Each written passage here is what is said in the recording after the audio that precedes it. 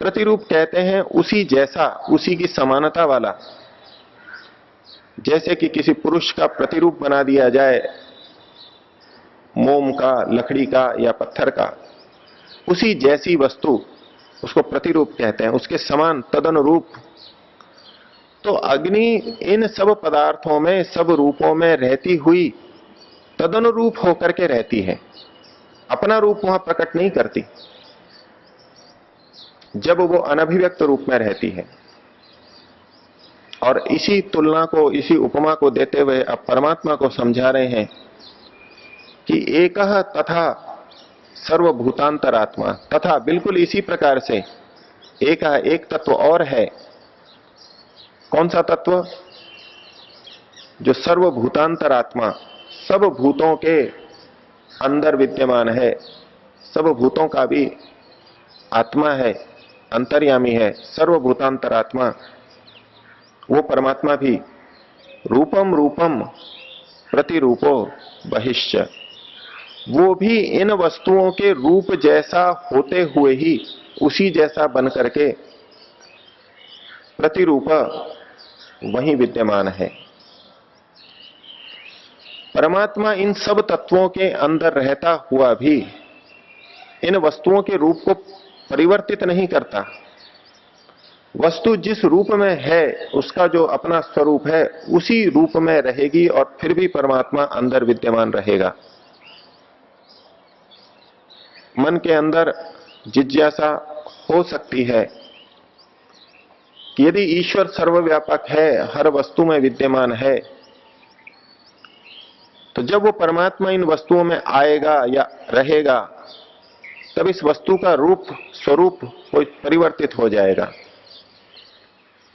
तो यमाचार्य कह रहे हैं कि नहीं, वो वस्तु बिल्कुल वैसी की वैसी बनी रहेगी और फिर भी उसके अंदर वो परमात्मा विद्यमान रह सकता है।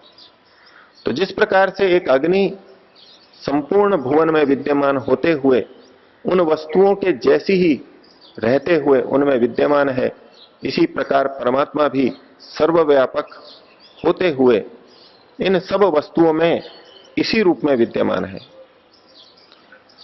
जिस प्रकार से वस्तु की अग्नि हमको दिखाई नहीं देगी, वस्तु ही दिखाई देगी, उसी प्रकार से परमात्मा के इन वस्तुओं में रहते हुए भी हमको वस्तु ही दिखाई देगी, परमात्मा दिखाई नहीं देगा।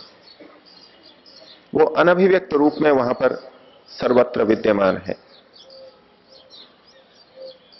लेकिन अग्नि के साथ तुलना करते हुए एक भिन्नता भी यमाचार्य ने बताई कि कहीं व्यक्ति को यह भ्रांति ना हो जाए कि परमात्मा सीमित है, एक क्षेत्र में विद्यमान है। अग्नि का उदाहरण दिया, तो जब अग्नि किसी लकड़ी के टुकड़े में विद्यमान है तो उस समय वो लकड़ी के टुकड़े के बाहर नहीं है। इस ब्रह्मांड में विद्यमान है तो इस ब्रह्मांड के बाहर अग्नि नहीं है। अर्थात अग्नि तत्व संपूर्ण भुवन में व्याप्त होता हुआ भी उस भुवन के बाहर नहीं है, एकदेशी है। अग्नि सर्वत्र विद्यमान है, भुवन में विद्यमान है, लेकिन भुवन के बाहर नहीं है। तो तुलना करते समय साधक ब्रह्म को, परमात्मा को भी इसी रूप में देखने लगे कि परमात्मा भी संपूर्ण भुवन में विद्यमान है, लेकिन भुवन से बाहर नहीं है।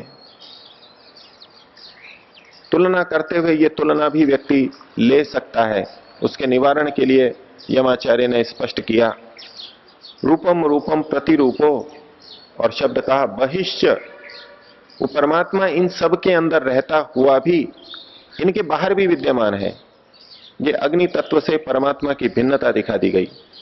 अर्थात परमात्मा इस लोक से परे भी सर्वत्र विद्यमान है। और वेद में इसके लिए कहा गया, पादोस्य विश्वभूतानि त्रिपादस्यामृतम दिवि। ये लोक, ये पूरा ब्रह्मांड तो परमात्मा का एक छोटा सा अंश है। वो परमात्मा की सीमा यहीं तक नहीं है, उसके बाहर भी उसका व्यापक रूप है, सर्वत्र विद्यमान है। ईश्वर की सर्वव्यापकता को स्वीकार करना बौद्धिक रूप से तो उतना कठिन नहीं लगता। अनेकों को बौद्धिक रूप से भी बहुत कठिन लगेगा कि ईश्वर या कोई ऐसा तत्व हो सकता है जो सर्वव्यापक हो, क्योंकि हम जिन भी वस्तुओं को देखते हैं वो एक देशी ही होती हैं, एक स्थान पर रहने वाली ही होती हैं। क्या कोई तत्व सर्वव्यापक हो सकता है? बहुत आसानी से समझ में नहीं आता।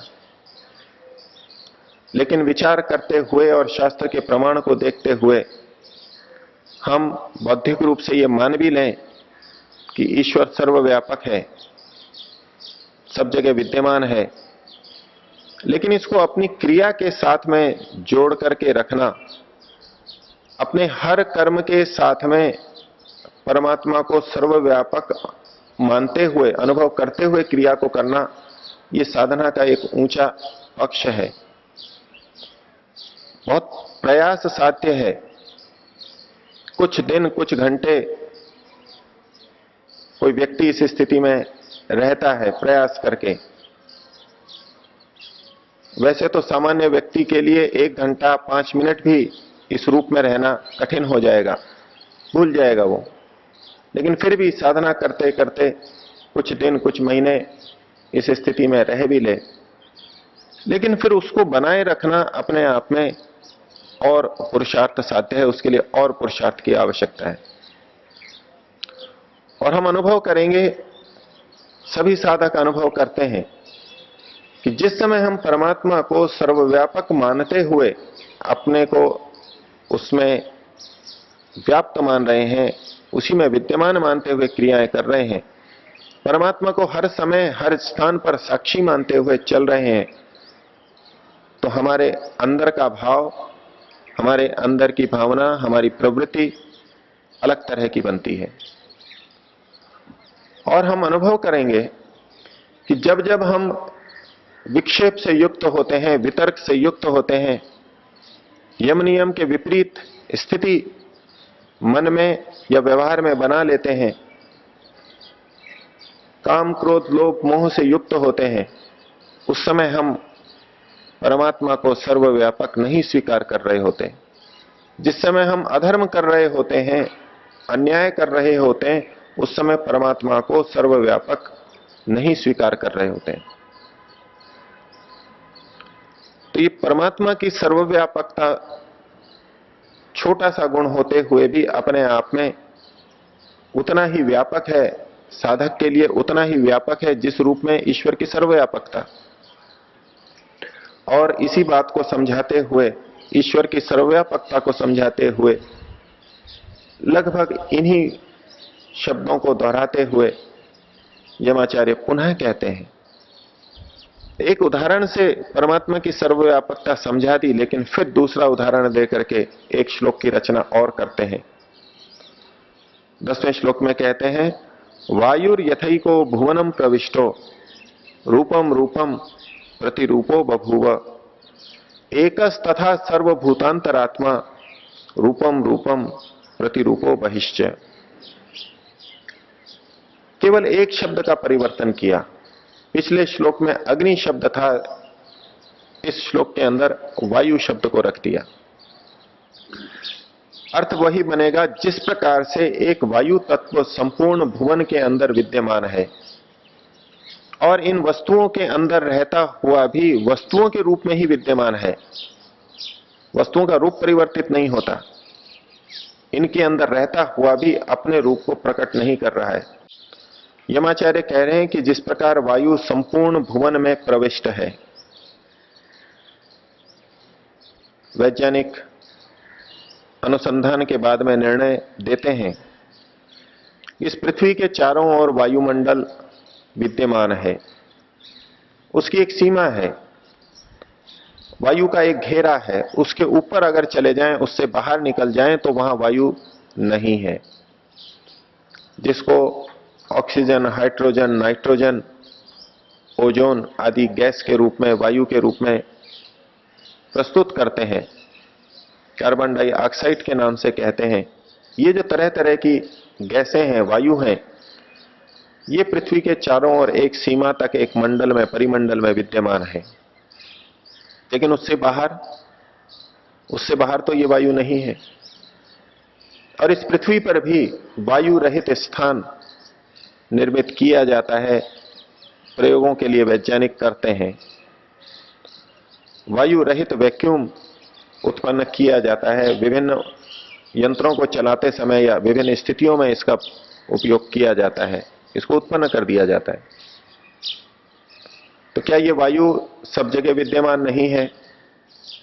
यमाचार्य तो जिस तुलना को दे रहे हैं, उपमा को दे रहे हैं, वहां वायु को संपूर्ण भुवन में विद्यमान बता रहे हैं। वैज्ञानिक अनुसंधान कर रहे हैं कि विभिन्न लोकों में वायुमंडल है या नहीं।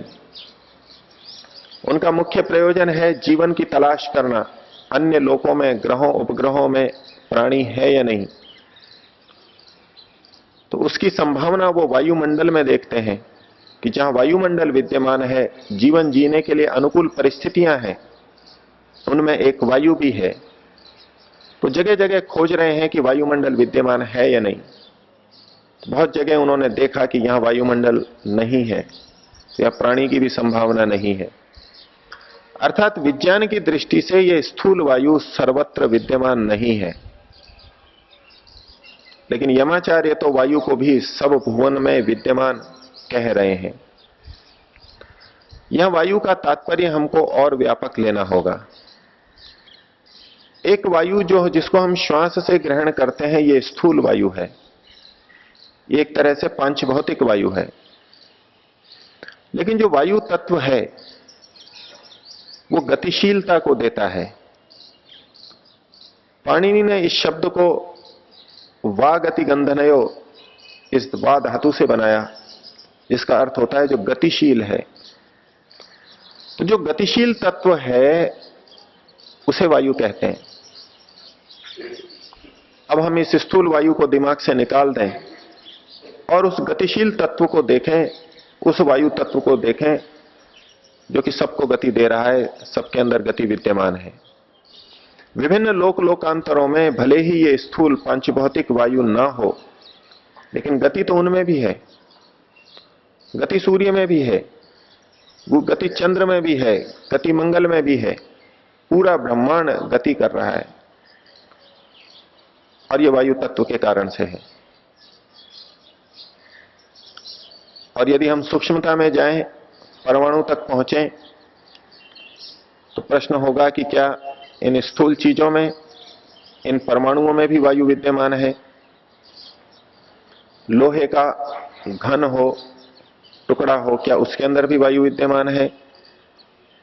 तो ये स्थूल पांचभौतिक वायु भले ही ना हो, लेकिन ये सूक्ष्म वायु जो सबको गतिशील रखता है वो तो सब जगह विद्यमान है, और हर परमाणु गतिशील है, उसके अंदर भी क्रिया चल रही है, इलेक्ट्रॉन चारों ओर घूम रहे हैं, हर जगह गति है, और जहां जहां गति है वहां वायु तत्व भी विद्यमान है, सूक्ष्म वायु तत्व वहां भी विद्यमान है।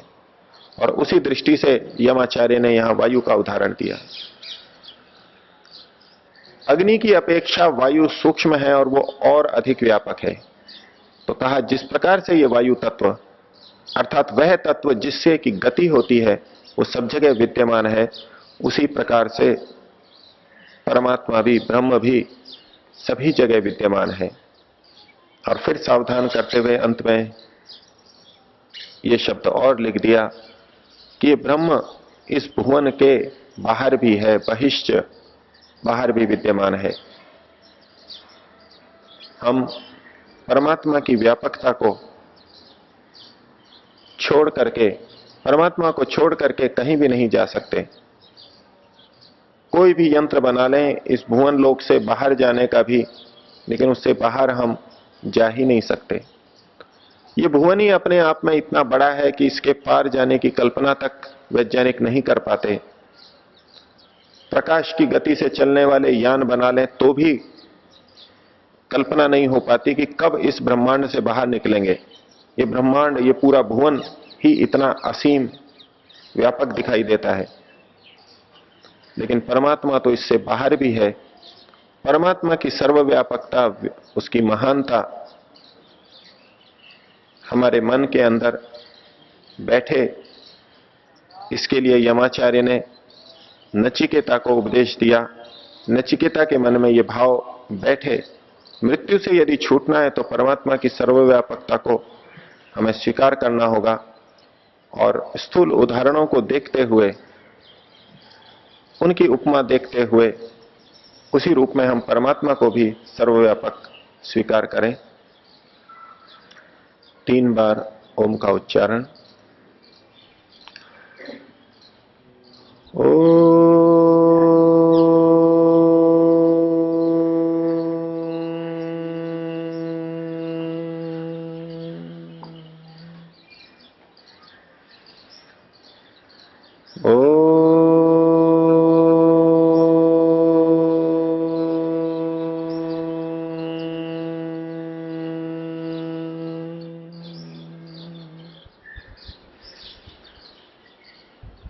ओ